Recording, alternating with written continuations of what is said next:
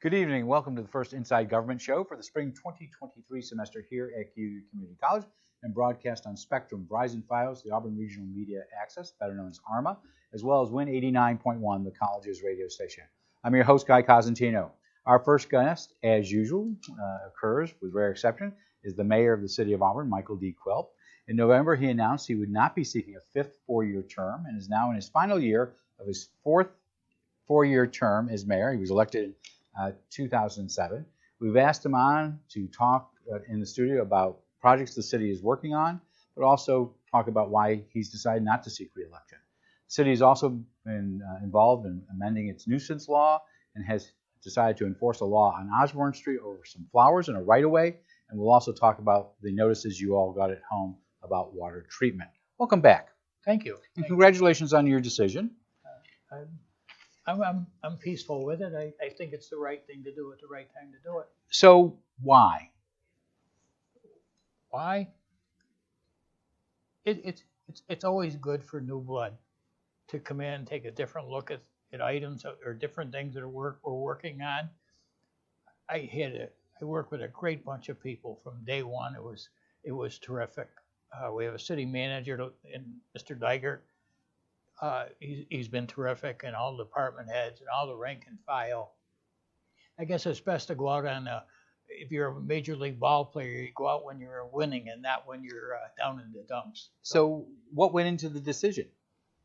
It was just time. There was, I just thought about it off and on. Joan, my wife, and I had talked about it, and at the same time, Paul Lattimore Sr. served 16 years, and as I recall, he was defeated. Yes, Mayor Loughran defeated him in 1983 for his fifth term.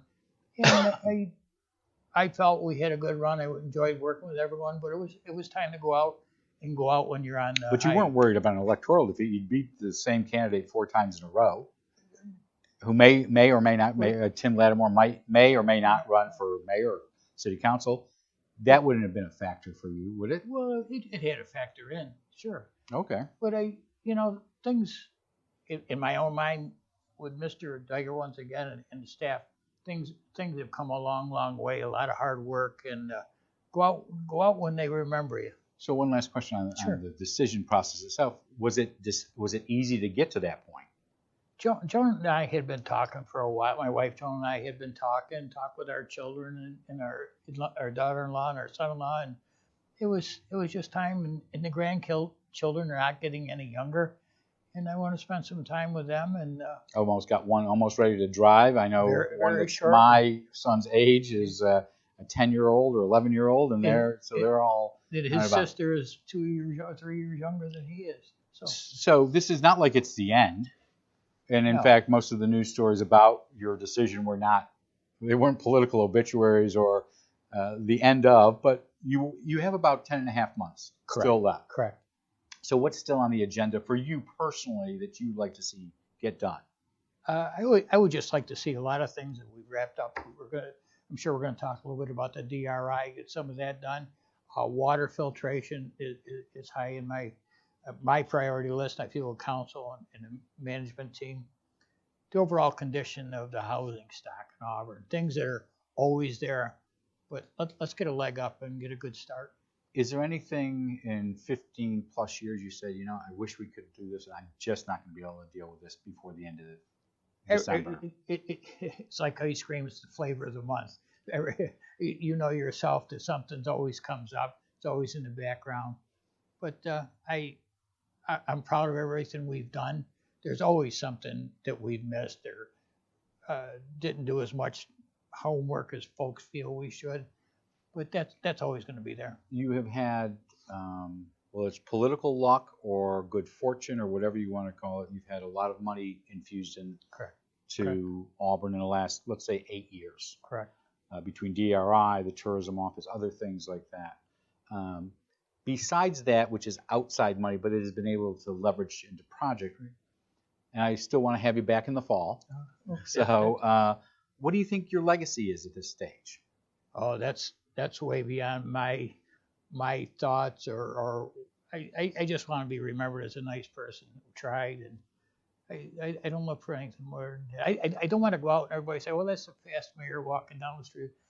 I'm still Mike Quill living on Lansing Street and always will be. So Mike Quill is still going to live on Lansing Street, but I know you were on the Airport Authority Board, and you've rotated off that. You're on a municipal insurance board for the state of New York. Still there. Will you still be participating in those, or when your term ends, those types of things? By my own, by myself, I want to step away. I was always welcomed very graciously to any of these boards. Hopefully, I helped in some way. But it's always good for new blood to come in with different ideas. Do you have any post-January plans? No, not really. No, How about genealogy? Oh, I work on that every day. So Okay, so there won't be a change in that, just maybe a little bit more time. I'm up to 33,000 people in my tree, so I enjoy it. So I want to talk about a couple things. We are going to get to water and water treatment. Sure. I do want to talk about the other day, as we're taping here on Valentine's Day. Last week, Council amended your nuisance law. First of all, why did you do that? No matter how much legislation you put together, you approve, there's always something that slips through the cracks, or not intentionally, but something has to be tackled. So what was on the books, but is not, that you added, what was on the books before that you needed to change? Offhand, I can't answer that. I don't have the paperwork. So, not that I'm not trying to avoid you. But one of the differences now between, let's say, last Wednesday and today is something about licensing and enforcement. So what is that all about? That's what the bulk of Thursday was about, correct? In regards to the smoke shops, and so. But all businesses, making sure they're licensed. Right. Throw that question at me again, if you would. So now the nuisance law is, as I understood it from the Citizen article, is now the city is going to enforce to a greater degree that anyone who has to get a federal, state, or local license has to comply with those before they can operate their business. Right. Correct? Yes. Okay. So the interesting part about this whole story, I said all that to get to this. There's a business called I Am Stuck. I think that's its name. They're on the corner of Seminary in East Genesee. Right. It's been reported that they, quote, have a consulting and marketing firm, end quote, on their signage, but their website said they are, quote, a dispensary, end quote. What are they a dispensary of? I believe they want to be a dispensary of marijuana being legalized. I believe that's part of what their goal is. That's. So was the amendment that was passed last week aimed specifically at them? No. Okay. No. Up in the area of the 5 points, there's one or two. There's a lot of them going around, and just trying to make it an even playing field for everyone. The neighbors, rightfully so, complain about the late hours, the bright lights, different things. Of all the smoke shops, or this one? A good portion of them. So, taking a step back, okay. Many of these smoke shops seem to be, and I think I was with you, but may have been some other interview in this studio. Many of these smoke shops are waiting for state licensing. Correct. And there are no licenses in Cayuga County, correct, at this stage, or at least in the city of Auburn. Not in the city of Auburn. I believe, isn't there one that really is? I believe right. there so, is. But they're waiting for licensing to be able to sell cannabis and marijuana. Right. Okay. So the I'm Stuck story, which is an interesting name in itself, has two different pieces. One was David Tully, who was the owner of the store. He was escorted out of city council chambers, correct? Correct. Why? He let's back up. He wasn't forcibly. He was just escorted out. Just a couple comments that he made, and I felt it was aimed at council and myself. And we're not gonna go down to that level. We try to be as from the one side of the bar. We try to be as professional as we can, but at the same time, I expect the same from our audience. But it sounds like from the quotes in the Citizen, it could be interpreted that his comments were threatening. That's what I called him on. Okay. Because at that point, I did feel that he was trying to be. So you think he was being threatening to council? That's why I started a conversation with him. So Was he charged with anything in the end? I don't believe so. Okay. I did not do a follow-up nor. I can give you past lessons on how to do this if you'd like to. Nah, Done it once before. I'll never. I've only got about 10 months. 10 I'll never months. catch up with it. So, what was more interesting to me was his offer to city council. Yes. Yep. And I don't know. And so he made an offer, and again, I'm going to quote. He made a pledge of $50,000 for, quote, the recreational facilities throughout, I think it's throughout the city in support of I'm Stuck. Was this before you voted on the nuisance law or after? It was before. Okay. So did you interpret that pledge as a pledge that you would get the money if you didn't vote for the nuisance law? The money and in all honesty, did not enter into my mind. Okay. And I can't speak for our counselors, but it was not discussed afterwards. No one even mentioned. Okay. So he pledged $50,000. Do you think the city will see it? It would be nice under the right reason, for the right reasons. And back to at the same time, regardless who wants to contribute to our city for recreation, whatever, and this was part of a larger discussion about the community development block. You have to community development block grant, CDBG for short. Right. You have to have public hearings every year about how you distribute the money. That's correct. So anybody who wants to contribute to that, which is usually far and few between, usually foundations may, but normal taxpayers and businesses don't usually get involved in that. Correct. Correct. Do you expect what you passed on Thursday to be challenged in court? Is your Nate Garland, I think, was the legal counsel on this for the. In this 10 years ago, 15 years ago, I'd say probably not. But in this day and age, it's everybody's a society. Yeah. So I want to go back to this much larger issue that I think it's not the I am stuck issue, but it is maybe part of this bigger issue of licensing businesses in marijuana. This has become an issue for municipalities, yes. Correct? Correct. So there are known, you need to have a license. There are no licenses in Auburn to sell cannabis and marijuana right now. Correct. When do you think, because I know I've talked to other members of council, the state of New York is very behind in this licensing process. Right. They rolled this out and they have missed pretty much fumbled every day.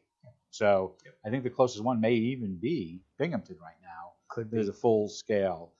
Do you see licensing as a concern for the city right now? Well, let me throw this back. A lack of a license would be a problem. Is for these organizations, these storefronts, whatever the case may be, applying for it. I don't see where the city's going to be too impacted in regards to that. So one of the criticisms of the city is that if the city didn't approve this, allowing these businesses to be in the city of Auburn, you wouldn't have this problem. Right. Do you agree with that contention?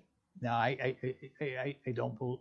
I believe that if someone wants to operate a business and they follow all the rules and regulations, I certainly do not want to stand in their way. So I'm kind of answering that without answering. So you don't think that the city should rethink the cannabis legislation? No, I don't think you can, but if you had the option.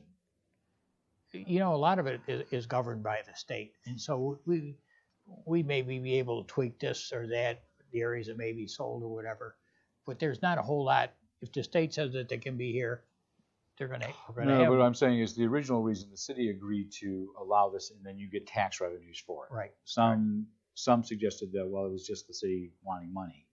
Others have said if it doesn't occur here, it's going to help. It'll be an illegal. Yep. There's all different sides to all of this, but the city can't at this stage opt out. That I don't believe so. No. So the city set a specific deadline for that last year. So apparently this is the Flowers, Plants, and Things show, because I'm going to go from marijuana to sunflowers or wildflowers.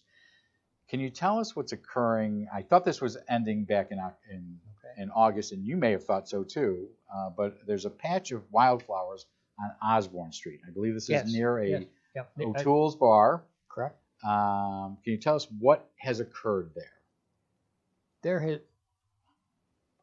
I have to be careful how I say. There has been a lot going on, and I know Mr. Dygert, our city manager, corporation counsel, have been working with neighbors in that community.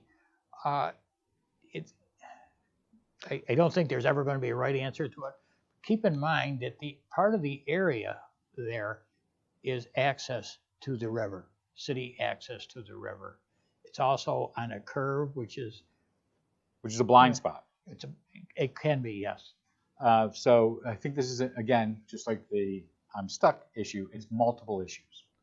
Question originally came up, O'Toole's, which is a bar there, right, has an agreement with the city for a patch of land across the street for parking. Correct. And they lease it. I don't know, monthly, I believe it is. So a neighbor there would like to have rights to that. Right. Mr. Udall, I think it is. But he has since been arrested for planting wildflowers. Correct. Why was he arrested for planting wildflowers? Because it became a obstacle, so to speak, when you're driving, a line of sight. I'm sure you've been on that curve many times yourself. I do. Easy access from Wegmans, but I think it's horrible at night because it's dark, and during the day it's not much better. And I look at it more coming the other way, coming from the bridge down. Okay. That's just the way but it's a concern about line of sight, as you say, more than anything. So Mr. Udall was charged with a second-degree obstruction governmental administration because he tried to stop city employees from cutting down the wildflowers. Right. Correct? So he's rejected a deal with the courts, it sounds like, and he's going to go to trial next month. Okay. Okay.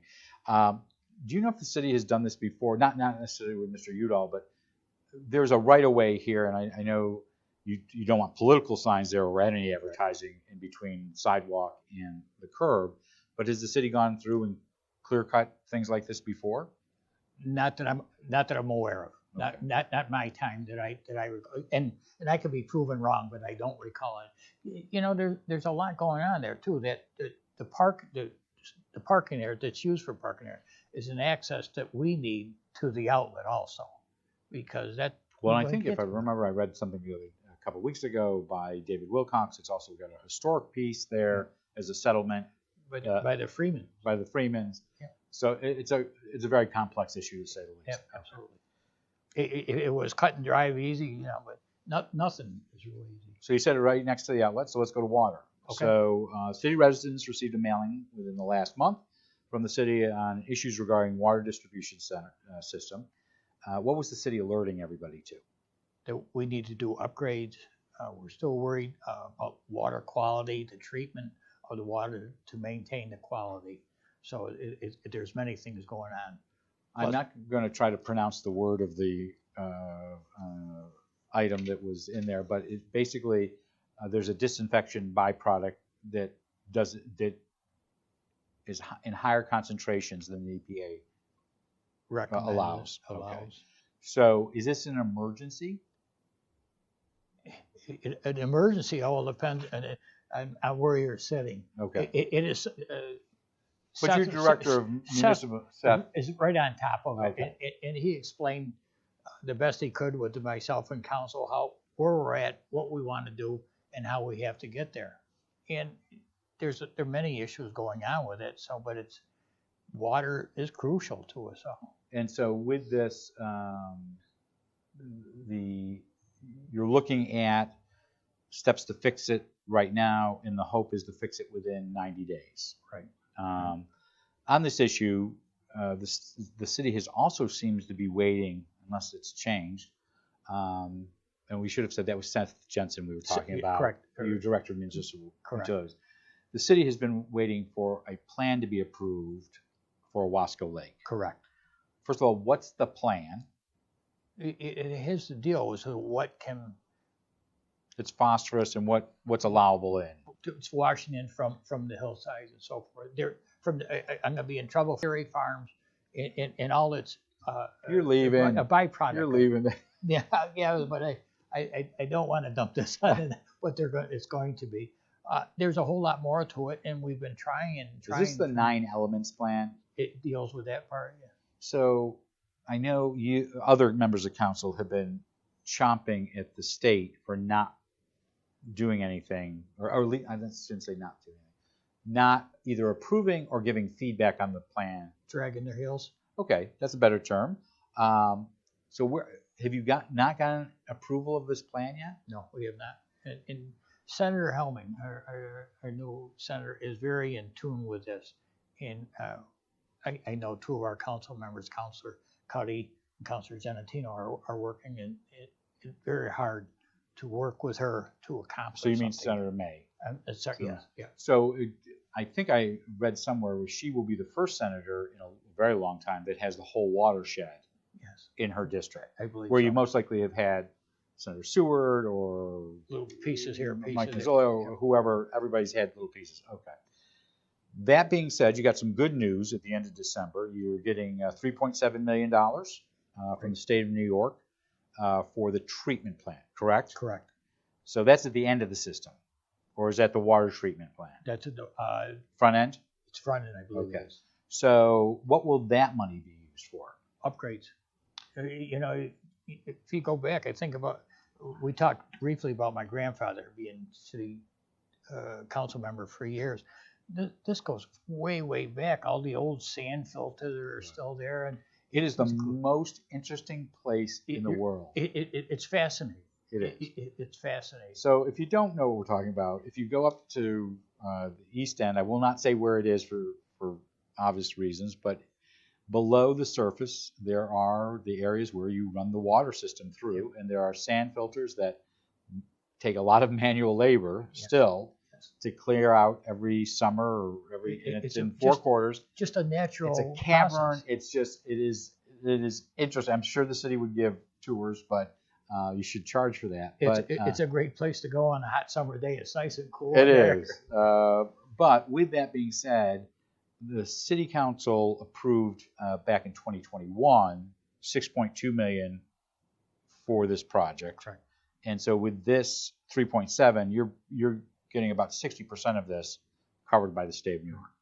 So has work started on any of this yet? I still think we're still in the planning stages of preparing everything.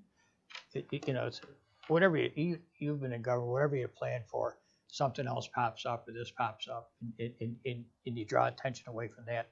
But I like to do something once and do it right, and it's almost impossible. So the water and sewer is a big project. Correct. And I know you've been talking about it at council for some time. Really the last major upgrades where you had a complete overhaul, because this sounds like what council is talking about now is a complete overhaul. Yes. For the first time since the early 90s. Yeah. And that was a $63 million project. So is council looking at this larger issue? Yes. We have to. We don't have to, but we have to. You don't have to in the sense that in the 90s you were under consent orders. Yeah, right now correct. You're not under DEC. That's the Department of Environmental Conservation is saying to you, you must. Not yet. And I don't expect they will, but you never know. Any idea how much? In the 1990s it was $63 million. What's it going to cost now? Double that. It's hard to say, but we get these. When you get engineers, nothing against engineers, when they start drawing this out, mapping out, putting this all together, and then the requirements, and what is if you treat the water or sewage in this way, what is the downside of that, and how adaptable are you? The sewer system in the last 20, 30 years has come a long way from what it was, and this is what almost should be the end of anything major in regards. But at some point you have to figure out how you're going to pay for this. Correct. And so the system that was designed in the 1990s, for better or for worse, was a user system. Right. Do you still think that will be the same premise versus putting it on property taxpayers? Property taxpayers will still pay sewer and water. Right. But instead of being part of their property taxes, this will be a fee system attached to that. It's hard to express what I'm trying to express, but if you want to drive a new car or a better car, you have to pay for the better car. If we want good water and our waste to be handled properly, not only do we want to do that, but we're mandated to do it. So hopefully the state and or the federal government will come forward with some some financial assistance. We just can't do it as a community. Yeah. So back in the 90s, I want to go back to that. There were some low interest loans. It was not out and out grants, but the city, you have more grant writers today than you did decades ago, to the benefit. Absolutely, they do a fantastic job. So the goal would be that Christina Selvik and her team will seek grant money for this. But there is a likelihood that you would have to have rate increases at some point to cover these costs. I really do not. If we were allowed to grab all the money to pay for this, we would be in line with every other community across the country. And the well isn't that deep. So I just want to make sure if these connected. Is the issue of upgrades to the sewer and water system, let's say this big $100+ million project, and water quality of things coming in from Owasco Lake, are they tied together, or are they separate issues financially? Financially? Or just operationally? They're similar, but they're very dissimilar. What I'm saying is we have to have a somewhat clean water for intake. But the lake issue is more about cleanliness versus inside the city. It's about transporting liquid. Correct. Okay. Correct.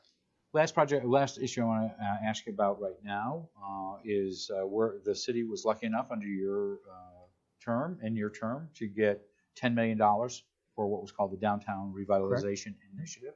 A number of projects you've talked about here: Auburn Public Theater, the college's Culinary Institute, the Pocket Park at Calitz, the Culinary Institute I mentioned, the new firehouse. All are done, correct?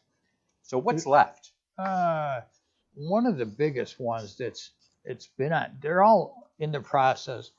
In the Health Central building renovation, that's been on hold because of and that's the old Central High School. Because of COVID issues, not necessarily with personnel, but just everything backed up in the federal system. So, but everything is moving along, not as quickly. The smaller projects are being completed. The smaller project would be, you have Jesse Klein working on public art. Yep. I know the Schweinfurth and the Cayuga Museum are still working on their campus issue. Correct.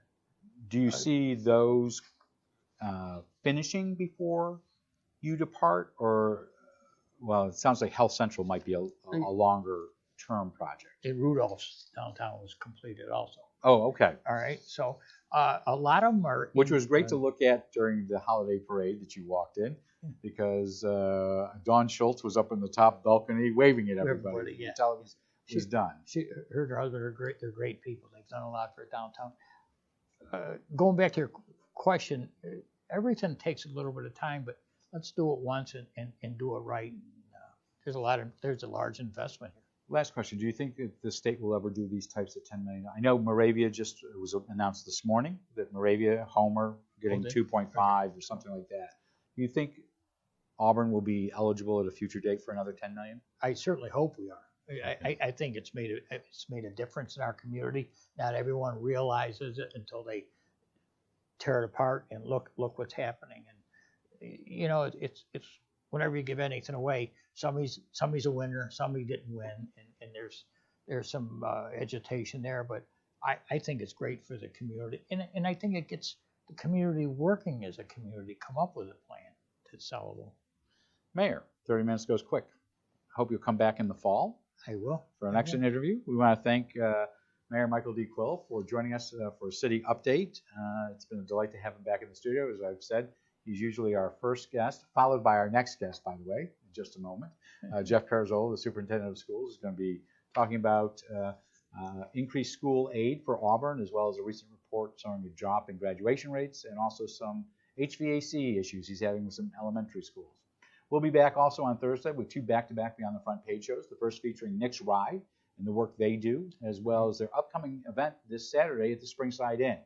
We'll also be joined by Melissa Kenga-Kartner, the head of the Y Camp, and YMCA Membership and Marketing Director Stephanie Bales, to discuss their annual meeting that will celebrate the 100th anniversary of Camp Owasco. In the coming weeks, among our guests will be Legislative Chairman David Gould, Dr. Adam Epler of the Owasco Lake Watershed Management Council, new Cayuga County Chamber of Commerce Director Amy Fuller, Michael Miller, the new head of the Cayuga Economic Development Agency, Father Vasil Kolopanik, I hope I'm pronouncing his name right, of St. Peter and Paul Ukrainian Church, to talk about what is going on in the Ukraine and the refugee situation here in Auburn. A film director, we'll have a film director as well as Cayuga Community College President Brian Durant. If you'd like to give us your ideas for future shows or guests or questions you'd like to send, you can do that at cozguytho@aol.com. I'm Guy Cosentino for Cayuga Community College. Thank you for watching, and be safe, and stick around for Superintendent of Schools Jeff Carazone.